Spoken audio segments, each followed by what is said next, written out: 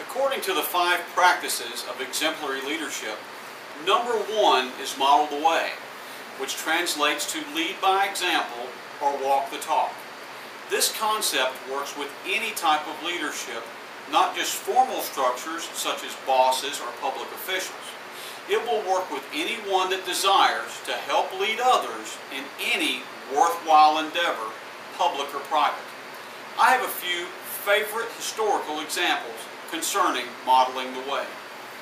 June 1940, as the Blitzkrieg rages in the Battle of Britain, Sir Winston Churchill gives one of the greatest wartime speeches ever to be broadcast over the airwaves.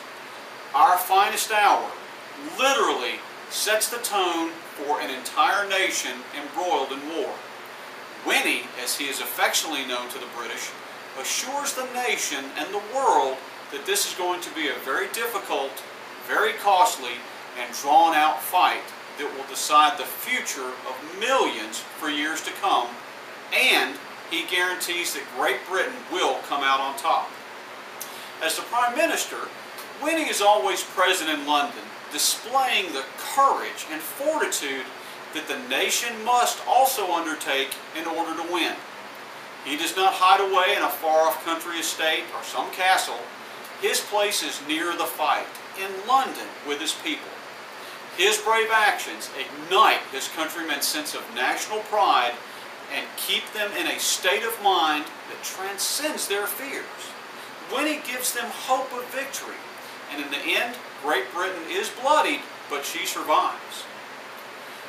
Churchill goes on to help the United States, the Soviet Union, and Great Britain slice up what is left of Hitler's Germany and post-war Europe. His involvement shapes the world for decades to come.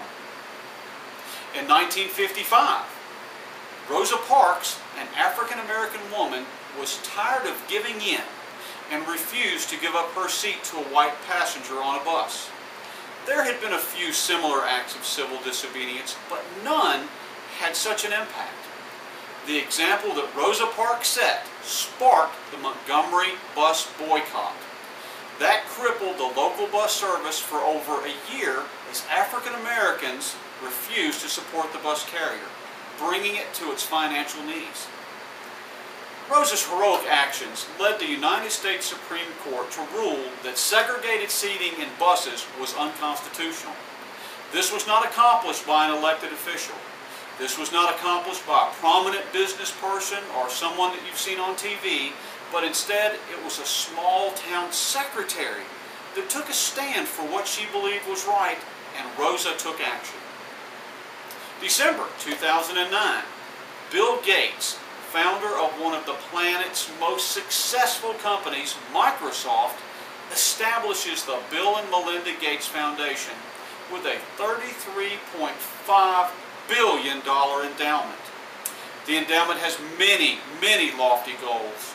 Fight malaria on a global scale, financial services for the poor, educational goals for American school children in the form of monetary grants for early college, and many, many other worthwhile endeavors.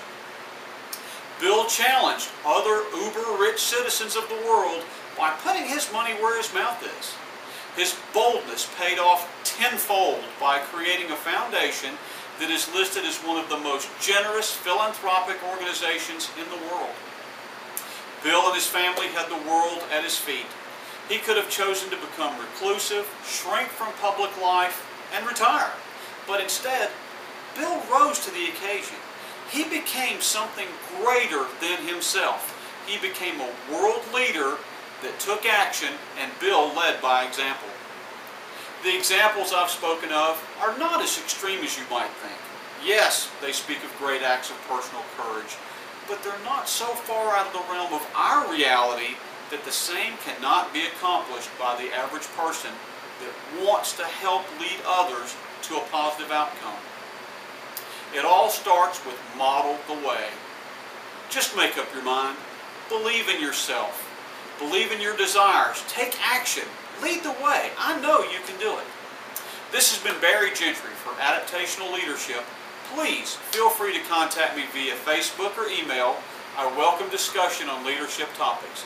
Thank you for your time.